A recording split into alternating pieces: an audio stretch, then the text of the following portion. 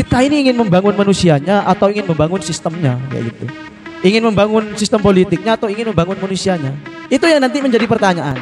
Jadi kalau semuanya SDM sebenarnya sudah bagus, maka Iya. sistem itu Akan SDM yang bagus itu akan menghasilkan pula sistem yang bagus kayak gitu, Bang. Jadi kita harus pertama kita membangun manusianya, makanya filsafat. Di sisi lain kayak gitu. Ya filsafat politik juga perlu, tapi nggak terlalu berat sih kayak gitu. Assalamualaikum warahmatullahi taala wabarakatuh. Halo pemirsa, jumpa lagi dengan kita di Simposium Today yang terbuka dan responsif. Kali ini kita akan membahas tentang kajian-kajian yang cukup menarik dan mungkin teman-teman sudah terbiasa mendengar ini, bahkan mungkin sudah banyak mengkaji tentang ini. Kali ini kita akan membahas tentang filsafat politik. Tentunya saya ditemani dengan salah satu rekan saya, Kak Misbahur Rohadi. Halo Kak, apa kabar? Alhamdulillah baik. Saya ucapkan selamat datang di Simposium Today. Semoga tidak jenuh ya Kak di Simposium Today. Gak perlu disambut Mbak ya, karena saya setiap hari sudah di simposium. Gak harus pakai kata selamat datang. Sebenarnya ini sambutan untuk teman-teman pemirsa Simposium Today gitu ya. Kak. Oh iya, selamat datang pemirsa Simposium Today. Iya, jumpa lagi dengan Kak Misbahur Rohadi di sini. Nah, kita kali ini kan akan membahas tentang kajian filsafat politik. Mungkin teman-teman merasa ini kajian agak berat atau pembahasan yang agak berat begitu ya. Cuman kali ini kita akan membahasnya secara ringan-ringan aja ya Kak ya. Secara ya berbincang santai begitu. Karena sebenarnya filsafat politik itu memang ringan, nggak perlu diberat-beratkan sih. Ya ringan kok Mbak. Iya, seringan gitu ya. Kita mengangkat rokok kayak gitu lah. Gak seberat itu, berarti tergantung bagaimana kita sudut pandangnya gitu ya Kak. Iya, makanya nggak perlu nggak perlu diberat-beratkan karena nanti terjadi beban dan membuat pola pikir kita nanti lebih hancur dan rusak kan kayak gitu. Tidak sesuai dengan sebagaimana manusia ya harusnya kan ya santai aja lah, enjoy kayak gitu ya Pak. Jadi dari mulai kita memahami filsafat politik itu sudah harus secara filsafat gitu ya Kak ya. Bagaimana kita harus melihat filsafat itu sebagai sesuatu yang ringan supaya kita tidak berat gitu menerimanya. Nah, bicara tentang filsafat politik ini Kak, menurut Kak Aang ya, Kak Aang Rohadi ya. Jadi kalau teman-teman ada dua istilah sebenarnya itu nama panggilan aja. Kalau menurut Kakak sendiri membaca tentang atau memahami filsafat politik itu seperti apa sih Kak? Bagi saya ya, filsafat politik itu sebenarnya kita tahu ya bahwa filsafat secara sederhana kan ya, ada yang mengatakan seni bertanya kan kayak gitu. Kemudian ada yang mengatakan secara arti cinta kebijaksanaan dan kemudian mencari kebenaran dan sebagainya ya. Cuma yang lebih gampang berbicara filsafat politik itu secara sederhana yaitu kita mendalami betul, mencari ya dengan kajian yang serius tapi santai di dalam ranah-ranah politik gitu. Artinya sangkut pautnya ya kalau politik kan tidak jauh dari negara kan kayak gitu. Kemudian ada politik parlementer, politik dan sebagainya, masyarakat dan sosial kan kayak gitu. Jadi kan politik masuk ranah pada memang menjadi kajian tersendiri tapi sangat kait erat erat kaitannya dengan kondisi sosial dalam suatu warga negara kan kayak gitu. Itu sih sebenarnya filsafat politik. Artinya kita diajarkan untuk bagaimana bertanya. Kenapa kita perlu bernegara kan kayak gitu. Kenapa negara perlu ada presiden, perlu ada polisi dan sebagainya, ada hakim, hukum, undang-undang dan sebagainya. Itu sih sebenarnya filsafat politik kayak gitu Mbak. Sebenarnya pentingnya kita memahami politik atau filsafat politik itu apa sih Kak menurut Kak? Kalau dari segi kajian ya, pendapat subjektif saya, ini pendapat pribadi, nggak ada yang penting dalam filsafat politik karena itu menjadi kajian-kajian konservatif kuno sebenarnya. Karena nggak update. Baru diupdate itu terakhir itu oleh John Rawls pada tahun 1970 dengan bukunya abad kemarin ya. Ya baru kemarin di buku terakhirnya itu Theory of Justice itu ya. The Law of Justice. Jadi menariknya itu gak ada sebenarnya, tapi secara urgensitas, artinya secara penting untuk mempelajari memang penting karena kita harus juga belajar dari masa lalu untuk menghasilkan pola baru yang kita hadapi hari ini dan untuk masa depan, kan kayak gitu.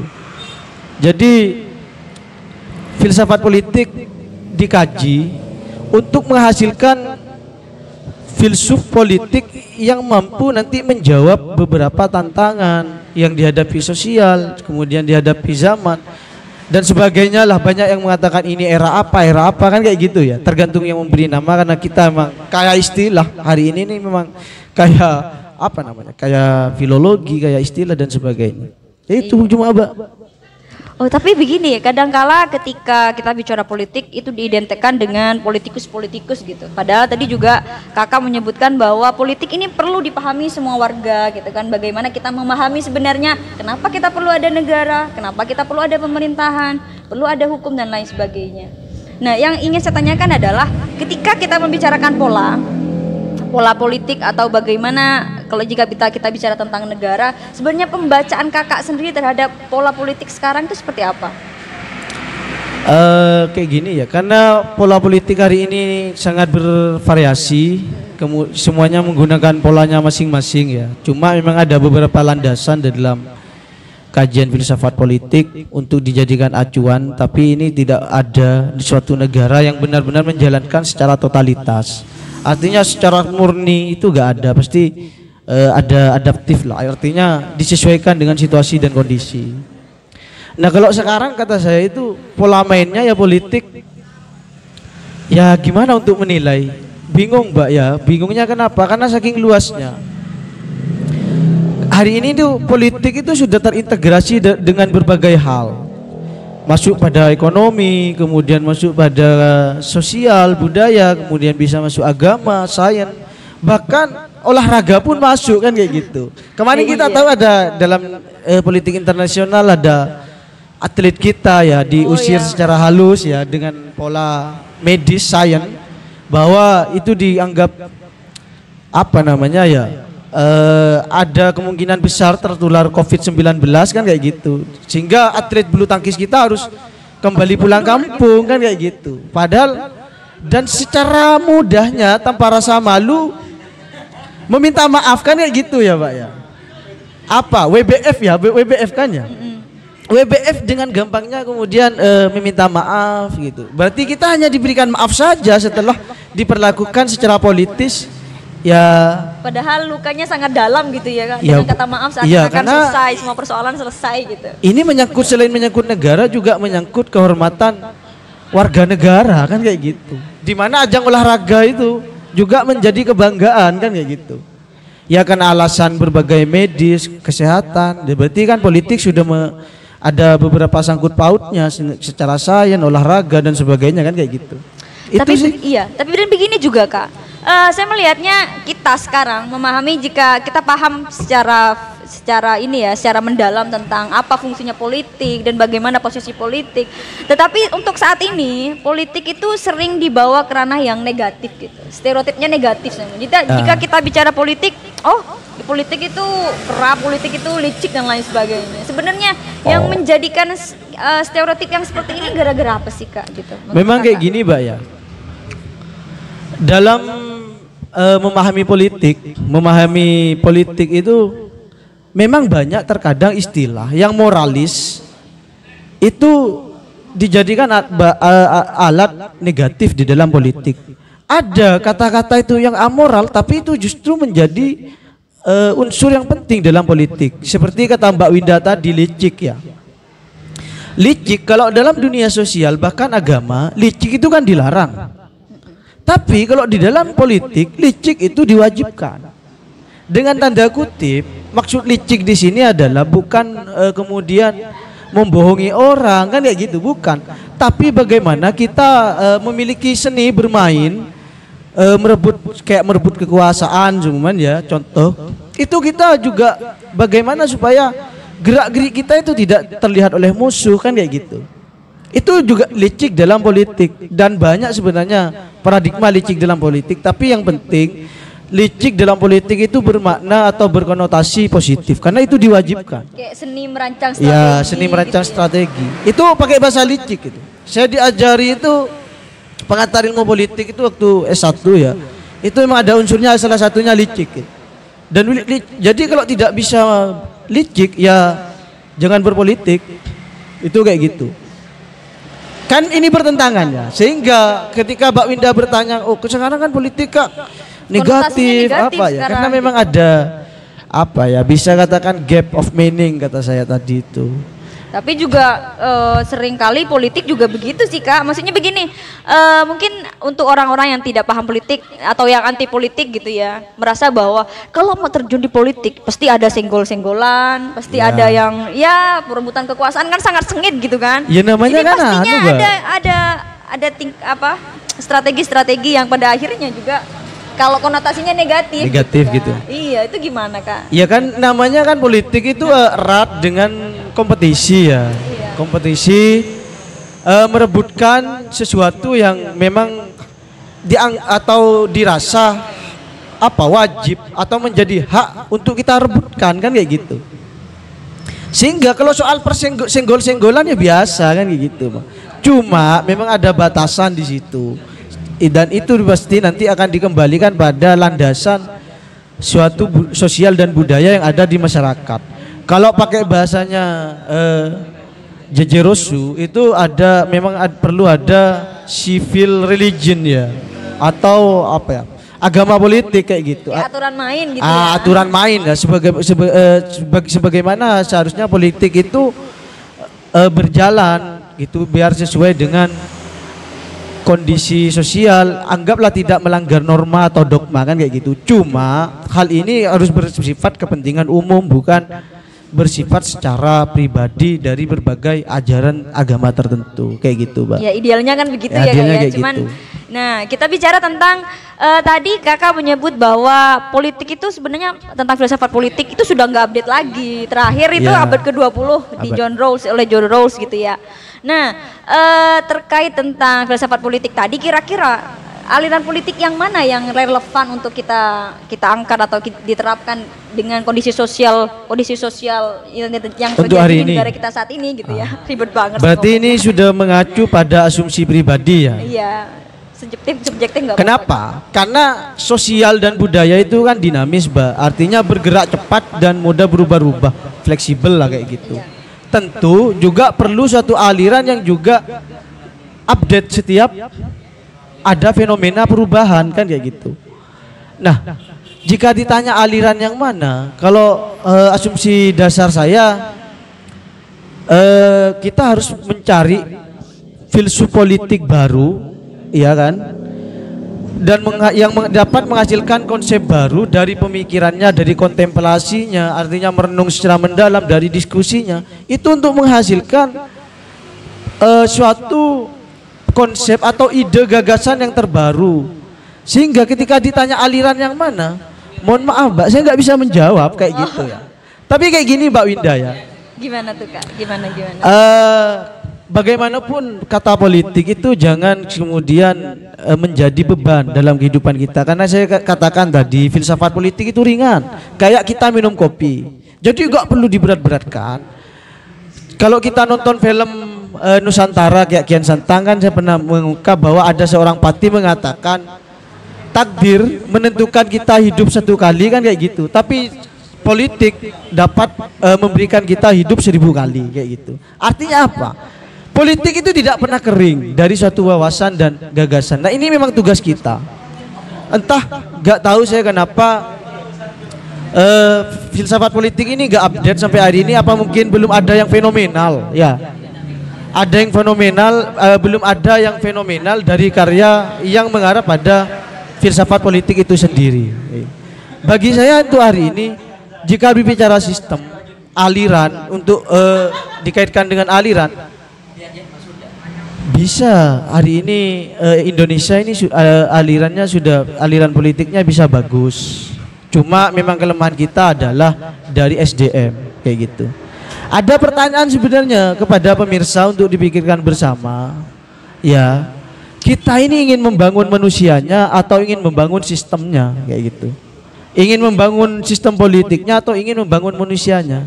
Itu yang nanti menjadi pertanyaan. Jadi kalau semuanya SDM sebenarnya sudah bagus, maka sistem itu akan SDM yang bagus itu akan menghasilkan pula sistem yang bagus kayak gitu, Pak. Jadi kita harus pertama kita membangun manusianya, makanya filsafat. Di sisi lain kayak gitu. Ya filsafat politik juga perlu, tapi nggak terlalu berat sih kayak gitu. Nah, terakhir nih Kak, tentang saya ingin tanya, sebenarnya bicara tentang politik ini nggak akan selesai ya.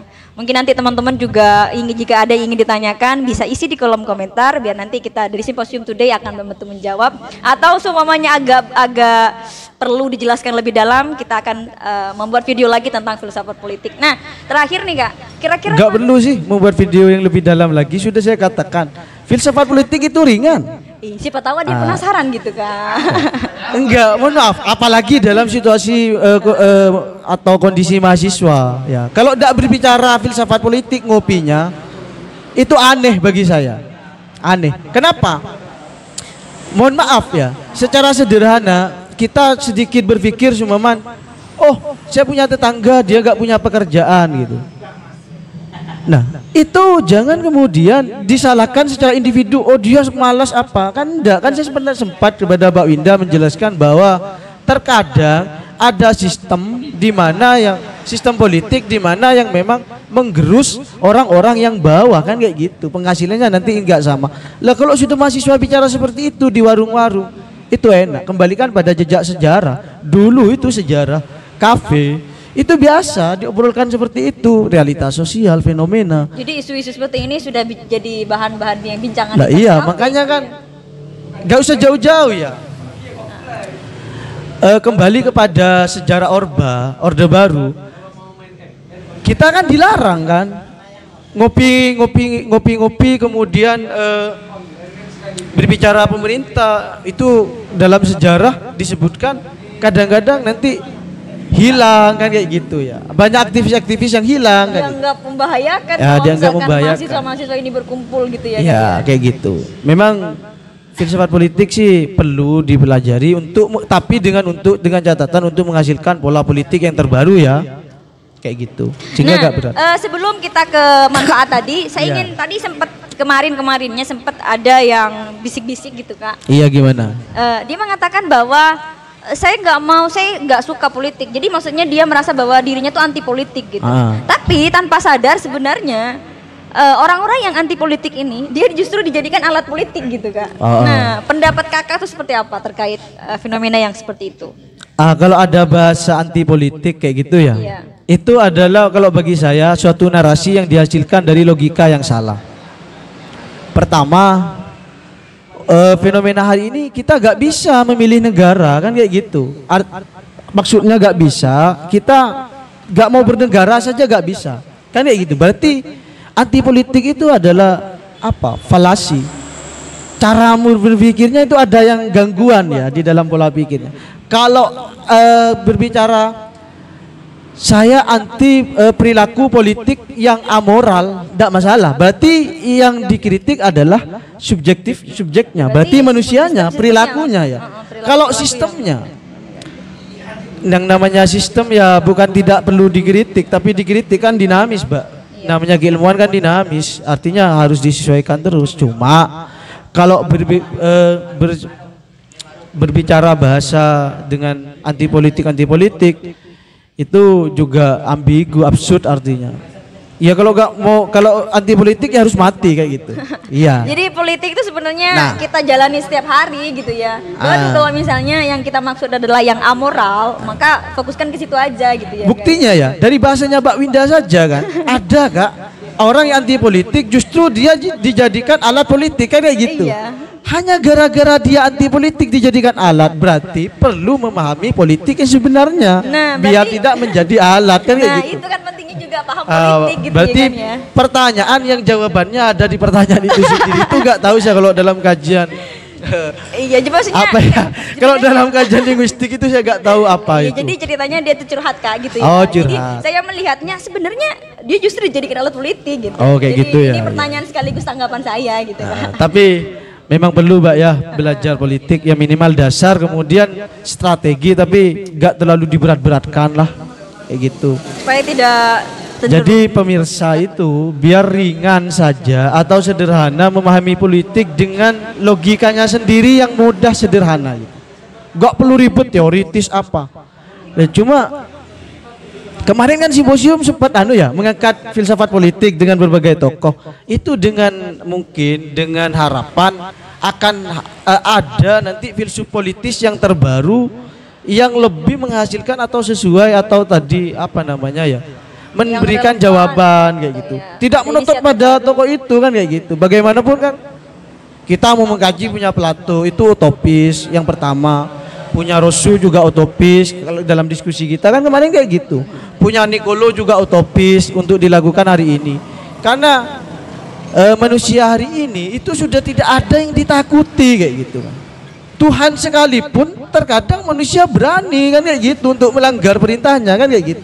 Jadi untuk menjadi pemimpin ideal yang seperti kata Niccolo, kalau nggak dicintai ya ditakuti, itu nggak bisa gitu, nggak bisa mau dicintai ini sekalipun sekarang nggak bisa kalau tidak ada penunjang eksternal kan kayak gitu, faktor X gitu ya. Ya ada faktor X, bukan apa adanya tapi karena ada apanya kan kayak gitu. Semua itu biasa dalam politik, Pak. Iya. Itu logika sederhana saya sih, makanya saya sering mengatakan berbicara filsafat politik ya nggak usah ribet, kita berbicara di balik meja kafe ya, bisa di simposium center ya, sambil rokokan, cangkruan, sambil pesan minuman di simposium center. Ya kayak gitu ya, sedikit promosi nih berarti Mbak Presenter. Terakhir juga tadi seperti atau apa sih manfaatnya kita belajar filsafat politik atau bagaimana seharusnya kita memahami politik dalam keseharian kita gitu Kak. Simpelnya begitu. Ya manfaatnya sih yang sangat sederhana. Pertama program-program pemerintah ataupun yang dicanangkan oleh penguasa, pemimpin itu bisa tercapai, tujuannya tercapai pada masyarakat sosial pada hierarki terbawah kayak gitu. Dan masyarakat sosial juga tahu mana yang kepentingan bersama dan mana yang kepentingan individu dan juga mana yang mampu mendorong pada negara itu menjadi tetap eksis gitu kan. Kayak gitu. Jadi ada keseimbangan. Ada keseimbangan. Kalau nggak tahu, yang saya kasihan itu kan kayak gini. Kita nggak tahu kalau ada beberapa bantuan kan kayak gitu ya. Orang-orang bawah nggak tahu ada bantuan apa. Akhirnya gara-gara nggak tahu pola politis, tidak pernah berbicara filsafat politik secara sederhana. Akhirnya ya ada yang nggak nyampe bantuannya kan. Sampai ada yang dikorupsi oleh. Tidak paham sebenarnya apa yang terjadi gitu ya. Iya. Sampai kan ada korupsi apa kemarin itu? Apakah yang mana lobster dan sebagainya. Itu kan gara-gara kita tidak tahu filsafat politik sekalipun secara sederhana bahwa itu adalah pelanggaran terhadap negara dan warga negara Republik Indonesia. Kan kayak gitu, Mbak. Ya kalau dalam tatanan RT ya juga perlu sih kayak gitu. Jadi ya jangan ditabu-tabukan lah sebenarnya anti politik walaupun sering disuarakan. Artinya silakan berpolitik, tapi politik ini adalah buah karya. Kalau sudah buah karya berarti benda. Kita tahu yang menciptakan itu pasti punya hak kuasa penuh terhadap yang diciptakan. Pasti kayak gitu. Artinya apa? Jangan kebalik. Kalau politik itu adalah buah karya manusia, jangan sampai manusia itu dihegemoni ya, dikuasai oleh ciptaannya sendiri, bahkan dibodoh-bodohi oleh ciptaannya sendiri. Ini kan bodoh, kan kayak gitu. Jadi harus paham mana subjek mana objek. Ya, penting gitu. Iya. Menarik. Gak usah lama-lama, Mbak ya. Iya. Ini kok menarik terus? Kok menarik terus dari tadi? Iya. Apa tertarik ke saya atau ke cara bicara saya? Menarik untuk ditonton. Oh, kayak gitu ya, jangan lupa berarti. Iya, jadi jangan lupa komen dan subscribe ya. Jadi buat teman-teman yang ada beberapa unek-unek atau pertanyaan-pertanyaan tentang politik, silakan juga bisa isi di kolom komentar. Dan juga bisa langsung datang ke Simposium Center supaya nanti kita bisa berbincang-bincang ringan untuk memahami sebenarnya bagaimana sih kondisi politik di terakhir dari saya, Mbak ya. Iya. Mendengarkan perkataan saya dari tadi, mohon maaf jangan ada yang merasa tersinggung, apalagi tersungging atau sentimen. Itu murni dari pendapat asumsi saya pribadi kan kayak gitu, Mbak. Sebenarnya tersinggung itu jika merasa sih kan. Oh, jika merasa ya. Beberapa kan begitu. Tapi memang kita berkewajiban untuk menyampaikan sesuai kata Mbak Winda tadi apa namanya? Jargon Simposium Today. Oh, terbuka dan responsif. Jadi ini merupakan respon kita gitu ya. Enggak, dengan harapan kita terbuka kemudian dapat respon yang positif. Yang positif. Nah, seperti itu ya. Jadi mungkin perbincangan ini sudah ini ya. Ringan aja. Iya, ringan. Jadi buat teman-teman yang penasaran sekali lagi silahkan isi di kolom komentar dan kami sangat terbuka untuk menerima respon-respon dari teman-teman sebagai feedback gitu ya ke Simposium Today. Itu saja dari kami. Apabila ada salah saya mohon maaf. Jangan lupa like, comment, and subscribe dan jangan lupa nyalain tombol loncengnya supaya terus update tentang video-video Simposium Today berikutnya. Itu saja dari kami. Assalamualaikum warahmatullahi taala wabarakatuh.